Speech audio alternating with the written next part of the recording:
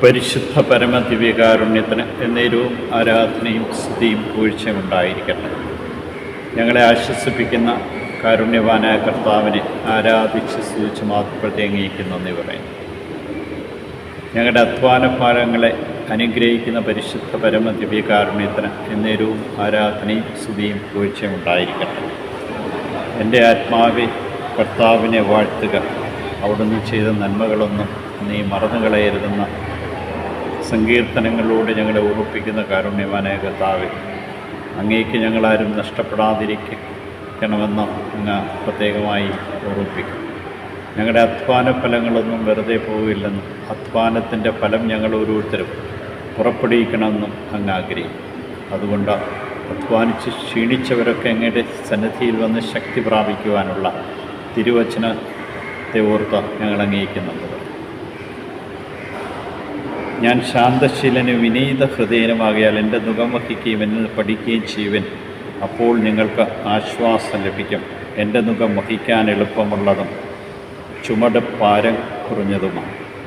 ഈ ഭാരം കുറഞ്ഞ ചുമട് വഹിക്കുവാൻ എന്നെ സഹായിക്കുന്ന അങ്ങാണെന്ന ഉത്തമമായിട്ടുള്ള ബോധ്യമാണ്.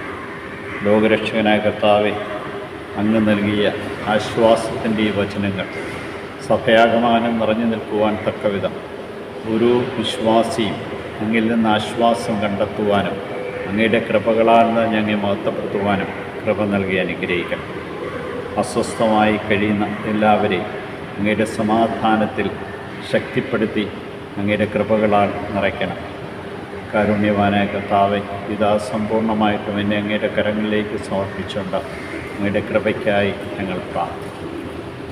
ഈശോയെ, ഇന്ന് പ്രത്യേകമായി ജോലി അന്വേഷിച്ച് നടക്കുന്ന എല്ലാ യുവതി യുവാക്കന്മാരെയും കുടുംബനാഥന്മാരെയും സമർപ്പിക്കും.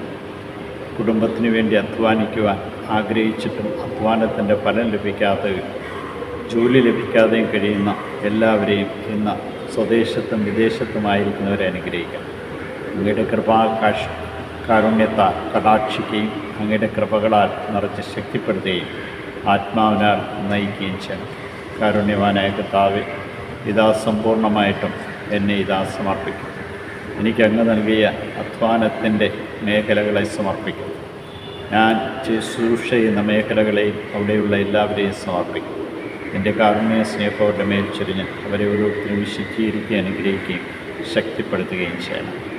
പരിശുദ്ധ പരമദിവ്യകാരുണ്യത്തിന് നേരവും ആരാധനയും സ്തുതിയും അർപ്പിച്ചുകൊണ്ട് ഈ ദിവസത്തെ അങ്ങേക്ക് സമർപ്പിക്കും. ഈശോയെ നന്ദി, ഈശോയെ സ്തുതി, ഈശോയെ ആരാധന.